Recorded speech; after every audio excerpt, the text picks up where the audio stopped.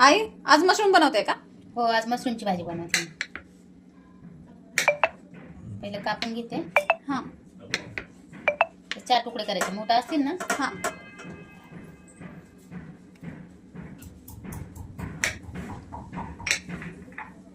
तर 6 तुकडे करायचे, मोठे असतील त्याचे.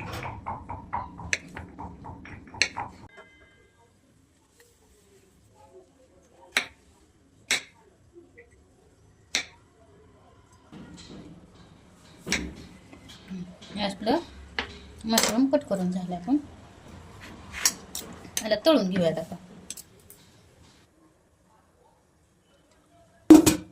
आपण थोडं थोडं करून तळून घेणार आहोत. मीठ काय नाही टाकणार, नुसतं तळून घेणार आहे असं.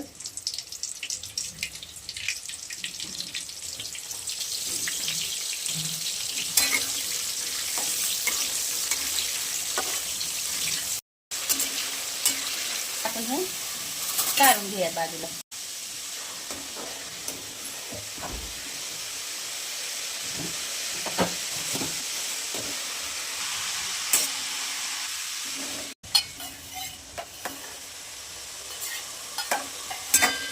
तोपर्यंत आहे ना आपण कांदा कापून घेऊयात बारीक मस्त, नाही का.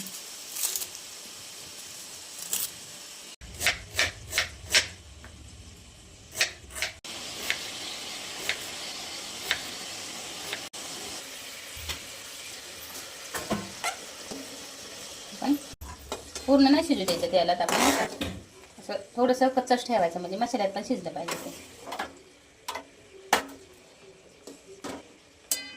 हे असं तळून घ्यायचं.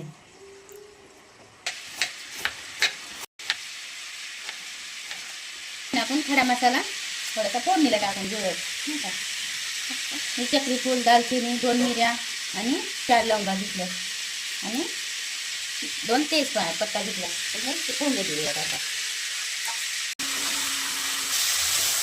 आता आपण ना कांदा टाकून घेणार आहे.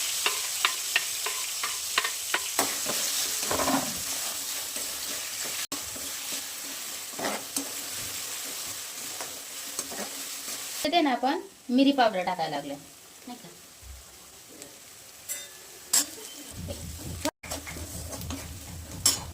त्याच्यात आहे ना मी 1-2 चमचे दही टाकणार आहे.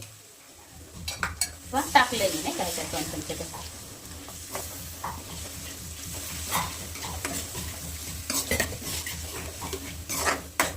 जरा कमी वाटतं का, 2 चमचे टाकते. मी 3 चमचे क्रीम घेतलेली आहे, फ्रेश क्रीम घेतलेली मी.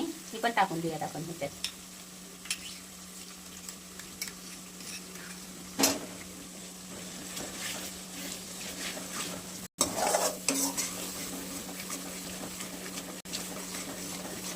पुरते ना आपण मीठ टाकू थोडंसं, कारण मी तळताना मीठ टाकलं नाही, म्हणजे आपण अंदाजे टाकूयात व्यवस्थित. आता मस्त ह्याला परतू द्यायचं. आता नाही मशरूम टाकूयात आपण तळून घेतलेलं. ह्याच्यात आहे ना आपण आलं लसूणची पेस्ट मी पहिलीच टाकायची होती, पण नाही टाकली. पण आलं लसूणची पेस्ट पण टाकायची ह्याच्यात नंतर. आपण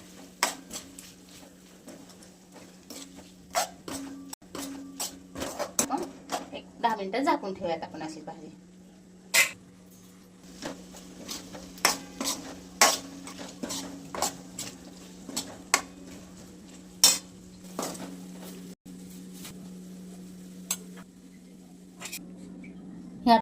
ही आपली पांढरी मशरूमची भाजी तयार आहे.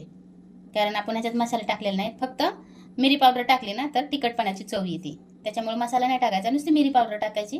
खूप छान भाजी होती अशी.